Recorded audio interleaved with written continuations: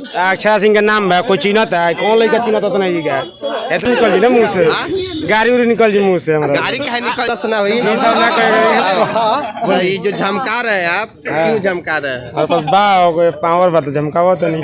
अच्छा, मतलब पूरा कारे काट में देखता नहीं कि पावर घरे घरे पहुंचता, सब घरे घरे पहुँचता है, घरे घरे पहुँचता है। क्या लगा था इस बार के जीती? पवन भैया जीती हन, पवन भैया जीती हन। काहे पवन भैया जीती है? हमारा पसंद बा, पूरा लड़का के पसंद है। अक्षरा सिंह भी आवतारी सुनतनी। अब हम ना वो कहाँ जीते, अब तो गाड़ी निकल जी ना मुँह से, गाड़ी उड़ी निकल जी मुँह से हमारा। गाड़ी कहे निकल जाई ना तब ना दी ना समझ के हम आदमी के दिन बस पवन सिंह के दे सकते मतलब नहीं के देओगे, ठीक बा, गाड़ी कहे निकल जी भाई? तो निकल जा रहा वो बहुत खत्म ही है अगर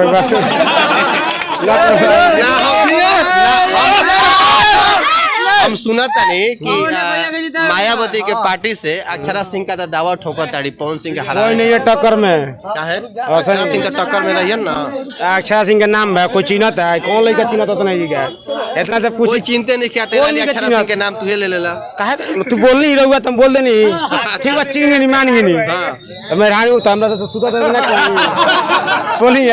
अच्छा तो ऐसा कोई कल अक्षरा सिंह के नाम ले लो, रउआ पूछनी तो बोल देनी, ठीक बात देख ले बानी, रउआ बोल देनी तो पूछनी तो बतला देनी। एक बात बताई, पवन सिंह में सर का बाकी पावर पावर पावर पावर के बात नहीं है, हर आदमी के देख लेनी जा, जे जीत के गई यहाँ से कुछ ना कैलस।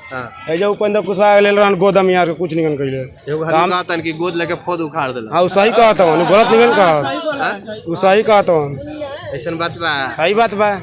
ऐजा वोट केकरो ना मिले जा, कोई लागत नहीं है, कोई मीडिया वाला भी है, कोई भी आओ, जब वोट केकरो ना मिल सकला, केवल पवन सिंह मिल सकेला। अच्छा, मीडिया हीरो हवन चाहे कुछ भी हवन, पवन सिंह के बोल में दूसरा कोई केकरो हमनी के हीरो के नाता पे नहीं के जाते, उनकर मतलब फैन के नाता से देते हैं। अच्छा, फैन के नाता, गायकी के नाता से, गायकी के नाता से। हां बोले नहीं चाहत का, हमनी के बोले नहीं जात बात ना भीड़ में इतना कम से कम बोले ता ना गिला बे नहीं बोले का तो मीडिया नहीं तो कैसे कैसे आदमी से बोलता? हाथ बना अंगूठा दबावे के बना, बस हो जा दबा देवे को, जहां दबावे दवाई फरा में सबे कोई बा, तो सब कोई दवाई सब कोई अक्षरा सिंह होता रे फिर ना, तो उनका के ना दिया आवे से ना होई का दिक्कत बहुत ज्यादा दबावे में ना दिहन तो ले लेम, दवाई में ना, मगर मन बहुत दवाई ना बस कह दे वोट दबावे के बटन ना, तो जहां तक पूछत नहीं हम पूछत नहीं, बटन दबावे के बात होता है तो बटन तो हमनी के दबावल जी ना पवन सिंह पे आउ का।